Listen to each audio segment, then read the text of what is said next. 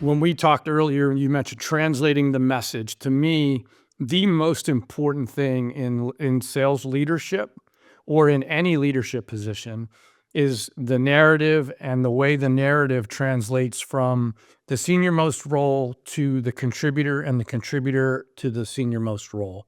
There has to be continuity in what we all hear, what we see, and then what we're asked to go do. Otherwise, I always called it shooting the gap. And most young sellers that, um, let's say there are some that are neurodivergent, right? They really won't do it because they don't know why. So if we have translating the message frameworks, these are the 5 categories we will always talk about when we start a meeting to get grounded and centered on the right outcomes. That's how we start the meeting, every one of them, no question asked. And that is a pattern that helps everybody get grounded in why we're doing the meeting, how to make it effective, what the categories are for debate or discussion, and then what the outcome is going to be. And it's a comms framework. It's how we're going to communicate throughout the meeting. You know what's so funny is it's also one of the accommodations for neurodivergent people, right? It is. Is it It real? is. It is. I It did is. not know that. It's so interesting, but it is oftentimes accommodations for neurodivergent or disabled people benefit everybody, right? And this is another one of Yeah. those. If everybody knows what the outcomes are, why are we dictating to them how to drive those outcomes? We can say, these are the tools available to you. This is the message, but we're not going to tell you how to do your job. We're going to tell you what we expect you to achieve, and then you figure out how to go do it. And I think that's where businesses are kind of breaking down. When we keep telling everybody has to do everything in the same way, it's Oh, not going to be no. good, Yeah. right? You lose innovation that way. It's like, You tell us all what we're trying to achieve, and we can get there. Yeah. The smart people were like, if I know what I'm going for, I can get it. Yeah, you're nailing it. It's music to my ears, and most of us, and I'll always reference early career, late career. You learn throughout your career. We all do. That's what makes us viable and good contributors to society and family and business. You get better every week. We call it a cadence. If you're not improving something every week, every month, every quarter, you're falling behind, right? Because the best are. So you have to put yourself into that camp, and you don't want to just exist. You want to improve. So the idea that a particular message is framed up, and then you can or there are categories that you are going to communicate within, and then once you stay within those categories, you're free to roam. That makes it personal. So now Right. I'm not feeling so restricted. I have a framework, which is a guide, but my personality can come through because I'm not a robot. And provided I translate the message within the framework, I can do it in my own style and my own way. And if I'm really good, I'm mirroring the person I'm working with on the other side so that I know I'm favoring their understanding, and that makes me dynamic and coachable. And if that gets me to a sale, if that gets me to the next step in a sales process or the next conversation or whatever it may be, then that is how you do it. Because otherwise, you're going to fight yourself the whole way. So give me the frameworks, give me the structure, teach me how to communicate, and then I will go do it endlessly and try to refine it and make it my own. No question. And I think So the other thing that people are missing is emotional intelligence, right? Like if you have high EQ, you can figure out how to make some of these decisions without somebody spoon feeding to you. Here's how you go talk, yes, you have the framework. Yes, you have the parameters. But if you also yeah. have high emotional intelligence, you can figure out what you need to do in order to make those relationships and to make the human bonds with somebody else so that they're buying from a human and not from a brand, which is obviously where all of this is headed.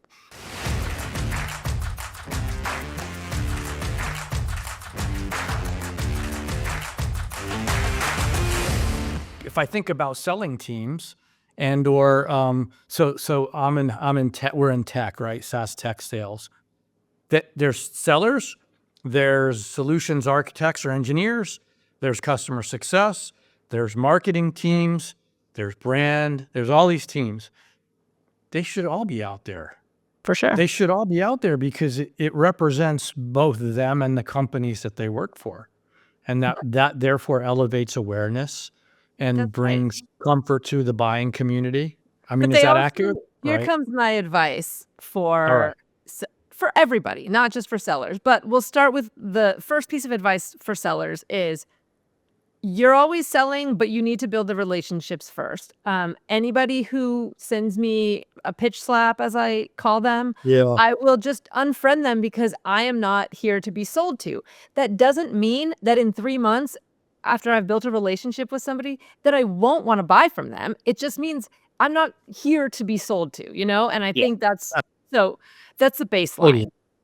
The three things that I tell people are you have to show up authentically. Like if you just try to give this polished version of yourself, Yeah. people are going to see that that's phony. You share the good, you share the bad, you talk about awkward things, your wins, your fails, whatever it is, you share Yeah. it because people are drawn to people and things that feel real and not curated. So if you can show that side of you, the human side of you, just the how you show up to work side of you, people will Yeah. form relationships with you so you can start selling to them later because now you have that relationship. That's one, just like in real life, by the way. It's no Let me different. ask you a question Mhm. on that one. Is it the same for executives down to like, does it matter who you are and your level? Are we to the point where it's just you have to show your human side no For matter sure. what the level is? Absolutely. And when I am doing exec comms for CEOs and they want to stick to company business, I'm like, we can do that, but people aren't going to stick around for that. People want to hear about your dog and they want to hear They need about, both. the trip that you took and they want to hear about that time when you worked in whatever and there was an earthquake and you had to deal with a Yeah. emergency. Like that's the stuff people resonate with. And if you go and see the CEOs that people love, it's all CEOs that have some kind of personality out there, and it's not because Yeah. they're sharing company news, right? They So, have a I think story. They have a personal story. that's right, We all do, you know? and the sharing the company news piece is what you get to do once you've formed the relationship, because then you have a captive audience. If you just come out swinging with, "Hey, check out this new product," nobody gives a shit about that, or a very Yeah. small number of people give a shit So about that. that's the pitch slap. So That's I'll give you let me summarize that, and then we're gonna get to number 2. Mhm. So the pitch slap is someone engages your content, they connect with you, and then within, a few hours, you get the email, "Hey, by the way, did you know that we can get you X, Y, and Z for X, Y, and Z?" It happens all the time. It is such a poor practice. It's actually damaging for them more than anything.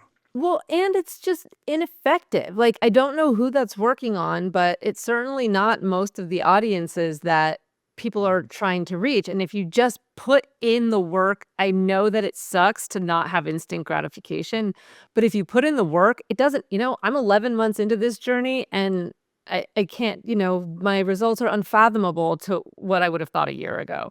So I it's love just it. a matter of like setting the groundwork, right? And you don't have to be a good writer. You just have to be willing.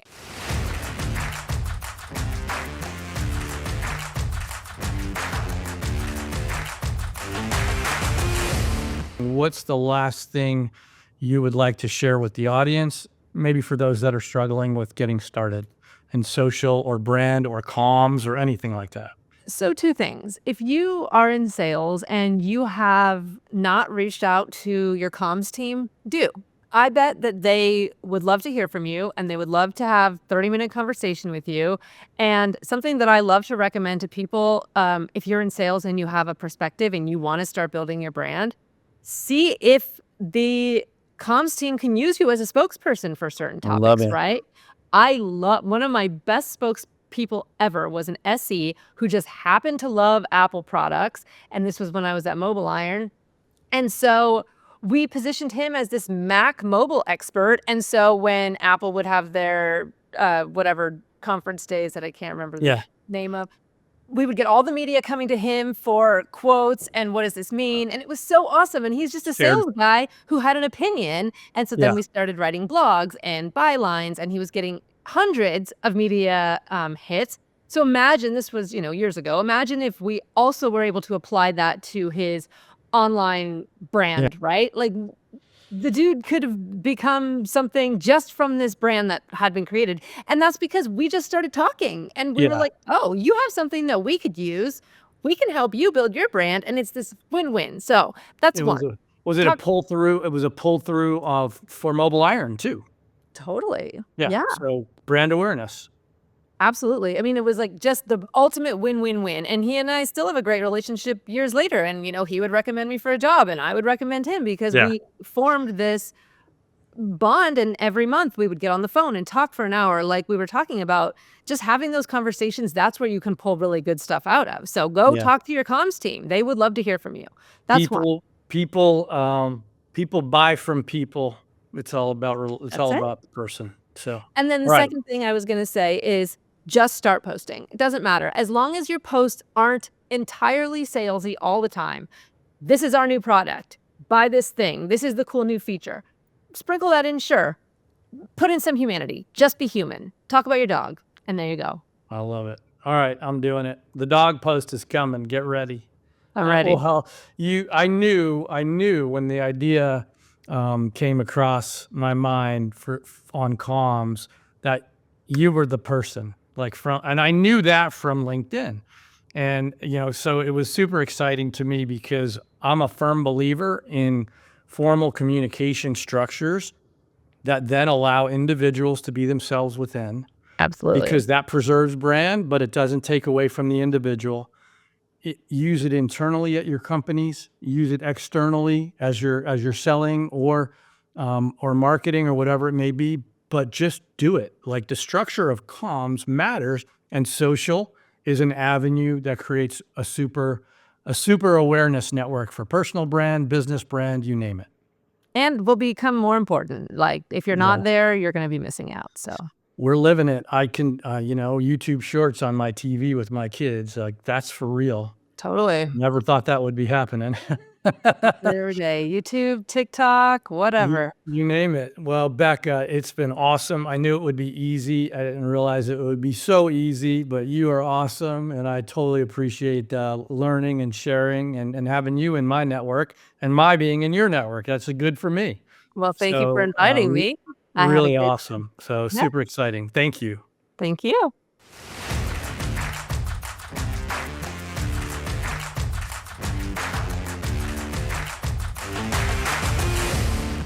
I'll give you a controversial view. So, everyone always says sales and marketing, but my belief is it's finance and sales, sales and marketing.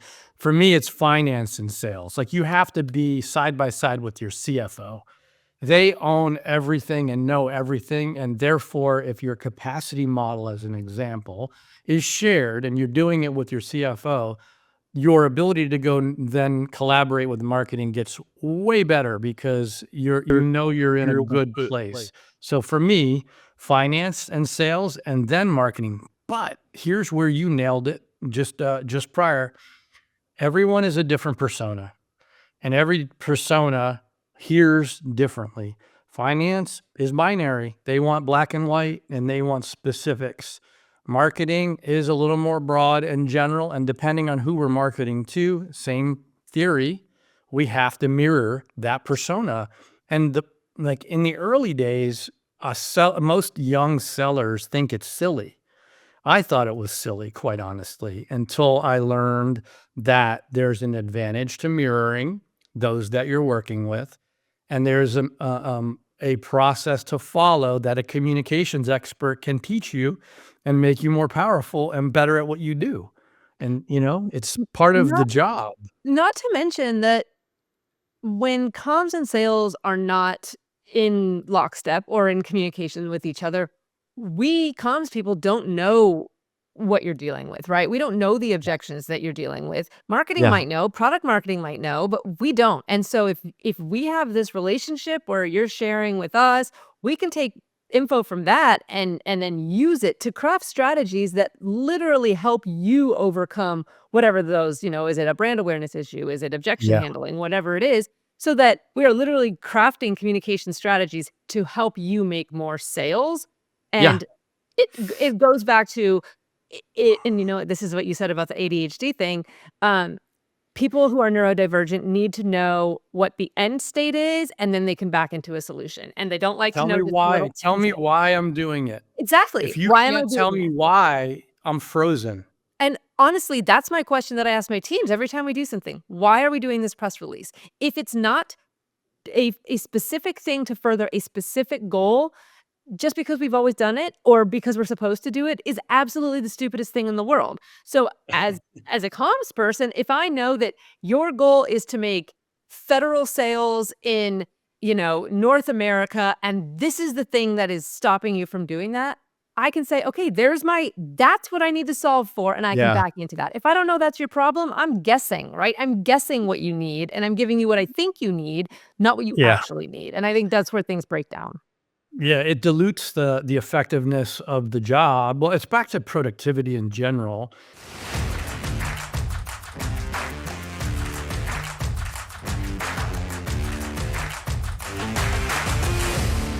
By the way, fellow ADHD and dyslexic, like right here.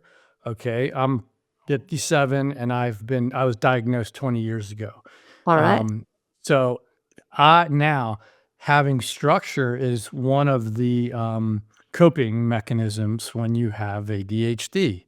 You have to put things into bite-sized, consumable pieces, and that has turned out to be an advantage in business for me because I've done pattern matching, and or teams that I've worked with have learned to do pattern matching to make sense of things. Totally. And is there like is that a technique in comms where you build messaging that all fits together? Like, what are some of the different um, forms of taking advantage of the process of communication professionally? No question. I mean, I think you hit the nail on the head with the bite size, right? It's a for comms and sales to be speaking the same language. Comms needs to Yep. understand how sales consumes information based on their customers, right? And the needs of their customers and the pain points that they have in their job. So comms does have to put it into bite-sized content in sales-friendly formats. So talk tracks or Yep. customer stories and case studies, objection handling, fact Yep. sheets, things that salespeople are used to seeing and consuming, not just, here's a press release, go and learn this. And I think that's where there is often a disconnect between sales and comms, or just where comms thinks, "Oh, if we do this thing and put it out there, everyone will learn it and speak it, and that's that." When there is this whole layer, I know you call it, the translation layer, of needing to Yeah. translate the corporate speak into human speak, and I think that's what people forget about comms is that comms is responsible for every stakeholder. That includes customers, that includes employees, that includes investors and media and analysts and government agencies and blah, blah, blah, blah, Yeah. blah. But it means that we have to know how to turn a message into something that's consumable to all of those audiences. And the sales team is one of those audiences. And I think if we, as communicators, can have a kind of the way that marketing and sales are in lockstep, if comms and sales are in lockstep in that same way, Yeah. everybody can do their job way better.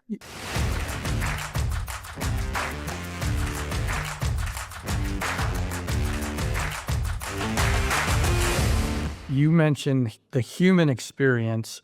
So today, AI, with digital channels, with all the volume, all the new technology, all the tools, all the product, whatever it may be, all the sources of information, which none of them we can trust anymore, in my opinion. I get scared of the data I read and receive. Is it legitimate? Is it biased in some way? Is it trying to influence me without any? Yes, we know that it is, but can I discern what that is and how I want to interpret it? And I think, and this is a personal opinion, the human touch and the personal interaction back. This is where we'll go to the next question. Branding and us being human is so important right now. And there's a huge push where um, executives are being pushed to LinkedIn. You want to get your brand out there. You want to be trustworthy. You want to have a point of view, and you want it to be based on what your ethos is. Yes. So and I'm working on that personally. You've shined and done this, and I don't even know if it was your intent, but it was so natural and so organic that you owning who you are, a comms professional, neurodivergent, you're in business. Hey, I'm just going to start telling my story, and now your personal brand is skyrocketing. It's amazing. Well, yes, I mean, I think what you said is right. Like it was last December, I was like, okay, I do this for other people. So if I'm gonna put my money where my mouth is, I should probably also be doing it for myself if I'm going And to if I want to do what's best for my future career, you have to lay the groundwork early. Like a brand doesn't just happen overnight, right? So I yeah, figured I would start putting myself out there. So, in the future, if I wanted to do a podcast, I could say, hey, go check out my content or, yeah. a job interview, whatever. I did not expect to kind of, I guess, like take off in the way that I have, but I'm so proud of what I've accomplished. I feel like, You should be. It's a great example of being genuine. Like, you know, it's hard because as soon as we put a video or a camera in front of us, we feel like we're supposed to do something unique or different yeah, rather than just being really who we are, and letting our true person self shine through. I think you've done that exceptionally well. Where I think it's hard is you're a comms professional, so you know how important it is. What advice would you give to, let's say, sellers or customer facing teams? What can they do and how can they be better at putting themselves out there for credibility purposes, knowing that there's all this digital noise? You know, you, people want to buy from people, people want yeah. to interact with people. So, what's your thought? I have, people want to think I have a magic bullet. I don't. I have three things that I now, over the, months of looking at my own data and understanding my audience really well, which is obviously really important. I have three pieces of advice that I give to people. But before I do that, because I feel like, well, one, I need to brag about this because I broke my own records this week, or even today I did. But I think that this is important because it gives context to the size of the audience that I've developed from nothing to, so I have 26,000 followers on LinkedIn now, That's which I amazing. had 4,000 in January, and so it's December 3rd now, so 11 months. But That's this amazing. week, so 7 days, I've had 1.9 million impressions on my content in Is 7 that days. what matters most? Is the impressions, do you think? What's Because that? that's who's look No. It's not what matters most. Engagement is what matters most. I also broke all of my engagement records, 150K this year to date so far, which again, oh my considering last year it was like, a couple thousand. yeah. And Yeah. this is where it gets good though. Okay. So I'm averaging 2 million impressions a month on my content. Obviously this week is an anomaly. But 34,000 people have been to my LinkedIn profile in the past 90 days. 34,000 people in That's 90 days. unreal. So I'm imagine, signing up. yeah, right? Like imagine I'm not even selling anything. Like that's the thing. I know. I'm not Well selling anything. So well, if I that's was, that would be a what's huge boon. incredible. Yeah, Well, you guess what you've done? So you've created now the platform to do whatever you want. That's the reason, and I think that's why it happened so organically for you because it wasn't for a particular reason other than sharing and building the community that you're building. So the outcome by default is it's creating compound value and compound benefit because now you'll use the platform for other things that are, that's right. for whatever they are, you get to decide.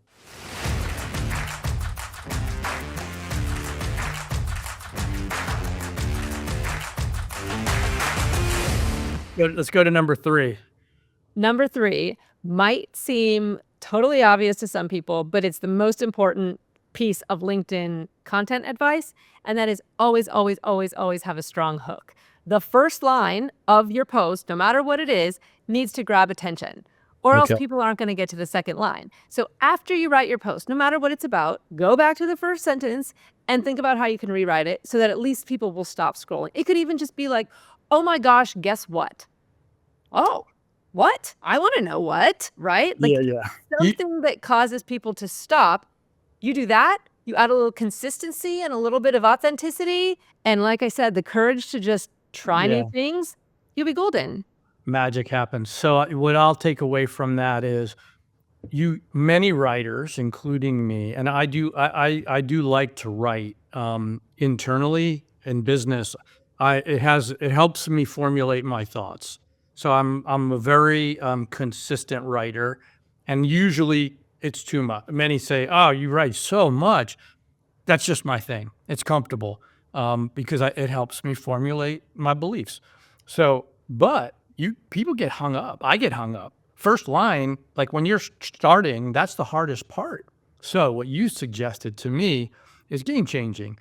Write the whole thing and then go back and rewrite the first line. So, don't get hung up on trying to make that first hook perfect. Do it after. For sure. Yeah. Or you wanna save more time? Throw it into Claude or ChatGPT and say, "Here's my post. Give me 5 awesome hooks." Boom. Those might even inspire you to, like, You'll change the write post and or you can write another change. post or Yeah. whatever. Like, I love chatting with AI to, like, ideate and come up with things that might be interesting to write about. Yeah. Sometimes I even I will upload my posts and be like, "Here's stuff I've talked about. What would be some interesting things in this that I haven't yet discussed that my audience might be interested in?" What I like about that is you're using your original content, and then AI gives you a point of view that you might not have considered, That's right. and that unpacks a feeling and a belief, and then you organically make it yours and part of the narrative that you've written.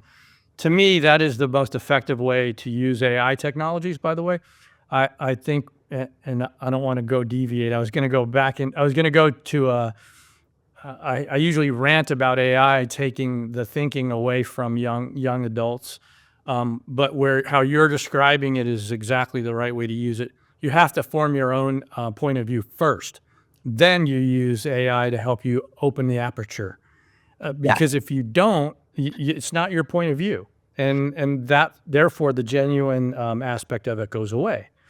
totally. And I think we're back to genuine. Like I really believe we're coming full circle, especially in the enterprise, especially in big business where it is trust, it is ethics, it is clear communication and transparency, and that is how business gets done. And the sooner all of those that are in industry, young that are growing through a decade or 2 decades, of their careers, the sooner they can grasp now, genuine, authentic, transparent, um, everything that is honorable, the better they will perform and their careers will skyrocket. If you're trying to fast track, it's not going to work. This also plays into corporate brand, right? Like, I think there's been, like, this retraction from investing into brand, but, like, people don't wanna just buy from corporate, right? Like, they wanna buy from companies that, like, make them feel something, and I think Yeah. that goes back to I think the companies that are gonna succeed are the ones who have dynamic executives that are putting themselves out there, that the executives lead the brand, right? And I think Yeah. that those brands are going to be what people buy because they wanna be on TikTok, they wanna see the face of their people. LinkedIn is betting on this now, right? Like, they Yeah. created the video channel, and I do think I don't personally like making videos, but, like, I do understand the value of saying to my CEO, "You know what? I'm gonna put a camera in your face, like, let's just have a conversation, and I'll see what I can clip into put it," because people wanna see That's you the out there and not the Becca. you know, That's the best. not the So special that's the effects, not the, flames no. and the words on the screen, just you Yeah. talking and what you can care about, and again, talk about your dog, I don't care, talk about your vacation. People wanna see that. I think the long form video that when we let our guard down and it's more of a conversation, and then we clip pieces of that conversation that are golden, you get a true genuine representation of the person. And that's money. That's where you connect. Like I already, I am going to do a video about my dog. I thought about doing a video about a dog that we rescued last week, and I didn't do it because I was like, it's too hokey. But I'm gonna do it. His name is Cheers. Fox, Foxx. So, Cheers. and I have great pictures of this dog, and he wasn't. I didn't wasn't given a choice. My wife showed up with the dog. We have Amazing. 2 dogs, so now we have 3 dogs that he knows. He was rescued. He's a Oh, big old boxer pit bull mix. Puts his head on the shoulder. aw, He you just look definitely like he need to write wants to be. Oh, he's a lover. He got me. I'm in. You know, if you post about it, you'll get all sorts of likes.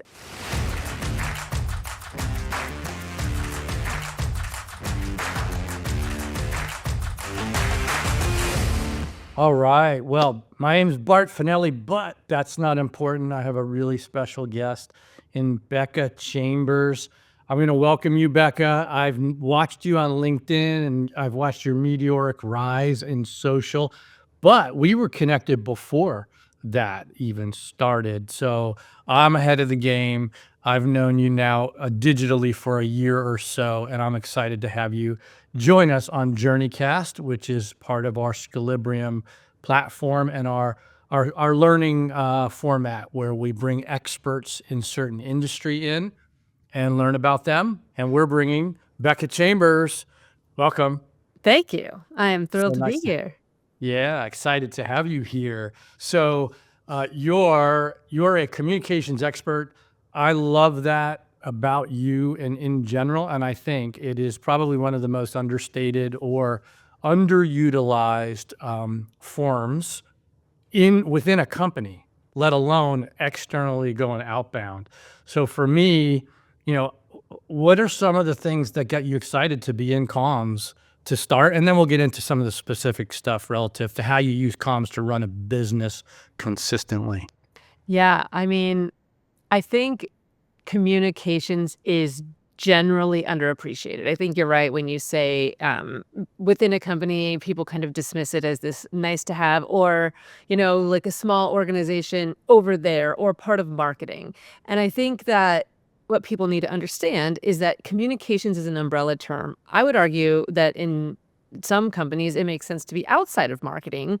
Um, and it's not just PR, and it's not just brand or shapes and colors and cleaning up PowerPoint presentations, which a lot of people kind of make that assumption. Communications Yeah. is actually a super strategic partnering function that can make everybody else's jobs easier, and we can help make you guys look better.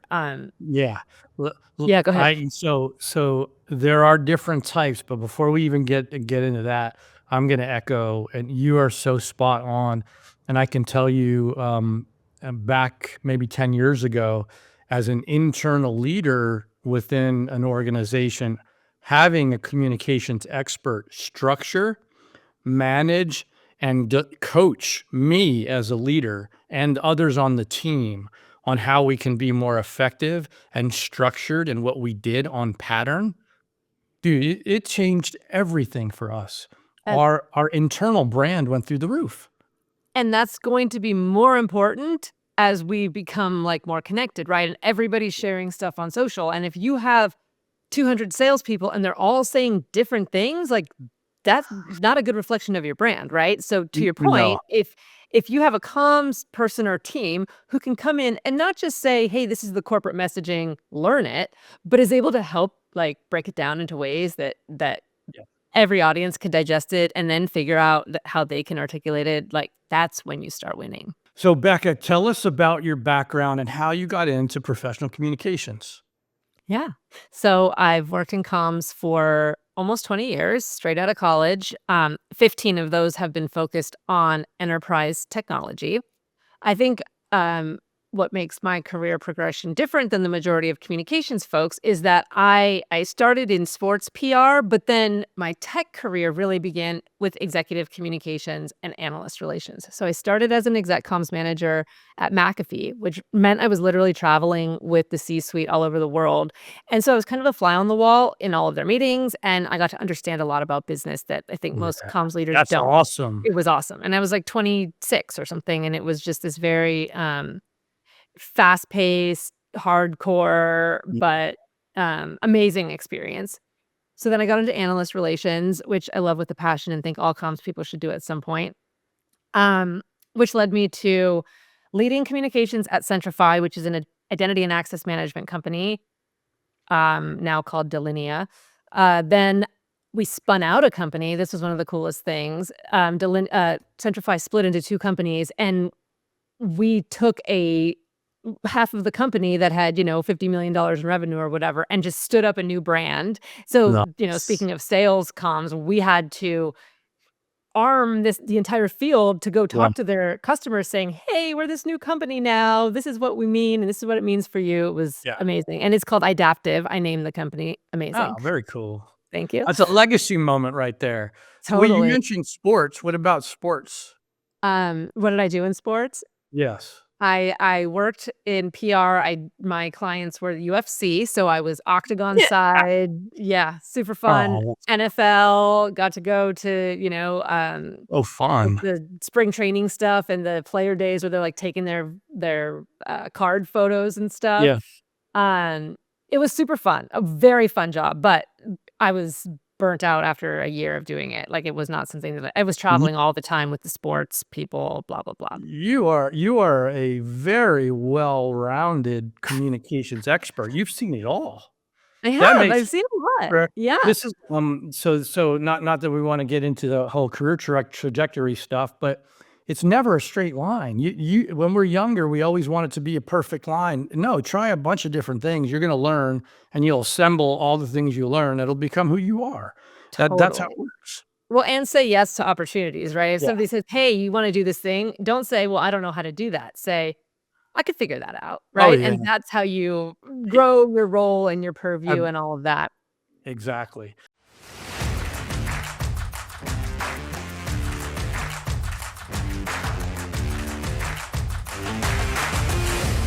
I didn't ask you to say willing, but we do Equilibrium does skill and will, and being coachable is the willing part. And what you're describing to me from a comms and social brand perspective is we all have to be coachable.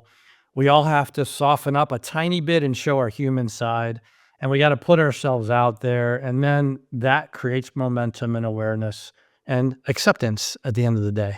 Well, yeah, Um, and if you're not out there saying it, somebody else is, right? So why yeah, not take up space? And I think that's where things are changing now. You used to have to, be a renowned keynote speaker to be able yeah, to go and speak. Now anyone can speak, yeah, you can have an audience if you want one. So kind of take the reins, I guess. yeah. I Uh, like it. so number 2 is to say the quiet part out loud. And this is where I've found the most success with my content, and it's something that I suggest to other people when they're like, "Where do I get started?" Because in whatever industry you work in, there are things that everyone's thinking that maybe you're talking about with your friends at work, but you're not putting it out there to the masses. Those are the things that you should talk about. Those are the things when you put the words to shared feelings, you immediately build the connection, the camaraderie, and that feeling of like, oh, this person gets it. And that's where I'm getting all of my followers. And then Okay. people share my content too, because it's like, okay, well, I don't feel comfortable saying this, but she said it. So I'll just reshare it. And then at least I feel like I'm, amplifying this important message. I Uh, think yeah, what they're doing, so by the way, that's, there's this beautiful technique in communication, corporate communication and selling forward ready comms. You write your comms in a safe enough way where your prospect or your client can forward it on your behalf and make it their own, because they might not know or have that conviction, but they're learning. So totally. if we think about the concept that everybody is continuously improving weekly, monthly, and quarterly in our world, because we're all timed for some reason, for financial reasons, then that continuous growth or forward-ready comms where you're learning from your, like Becca's comms, someone else embracing your viewpoints because they might have the same view but not the courage yet to go share it on their own.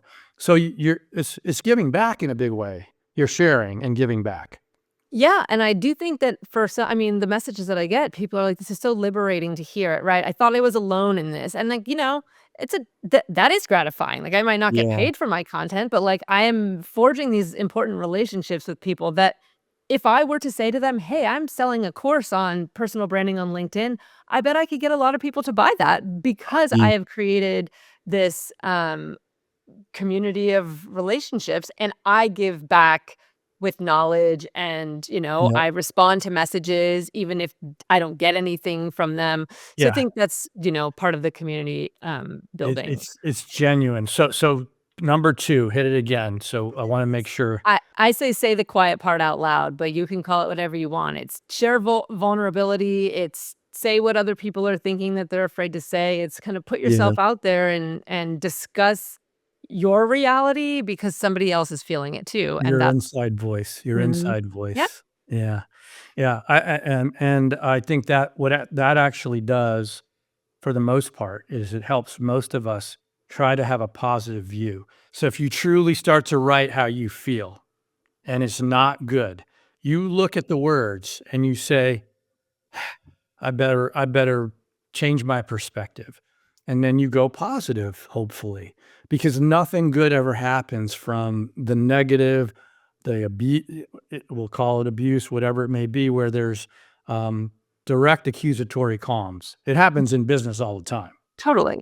If we just take a new perspective and we, instead of, and we write how we feel, but we pause, and then we take it and we make it positive, it kinda changes Yeah. your DNA. It changes Or your whole makeup.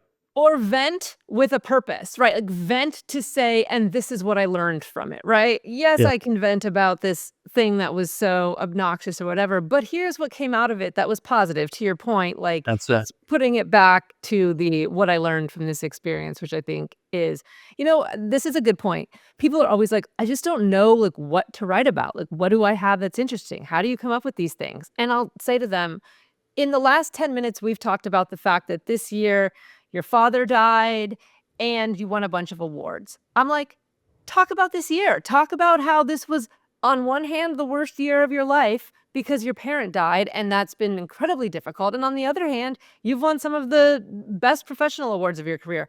Yeah. That's a killer post right there.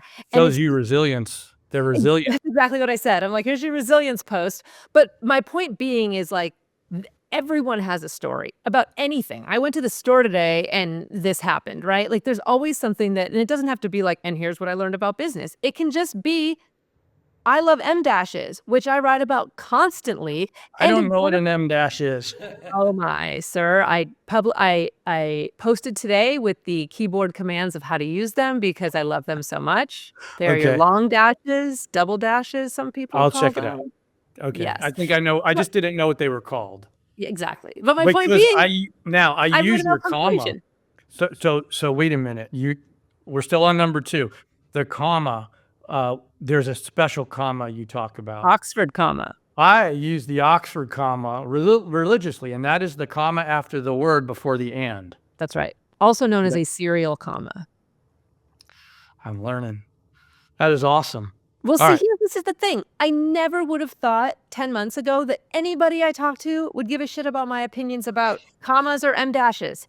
And it's some of my most popular content by far, and Well, people have people strong opinions. Hey, Turn listen, to me, it's a process. Like if you're telling me that that's the right way to do it, then I'm sticking to it and I'm not gonna deviate because it's one less thing I've gotta figure out. There you go. That's how my mind works, and it's back to the patterns. I need a pattern match.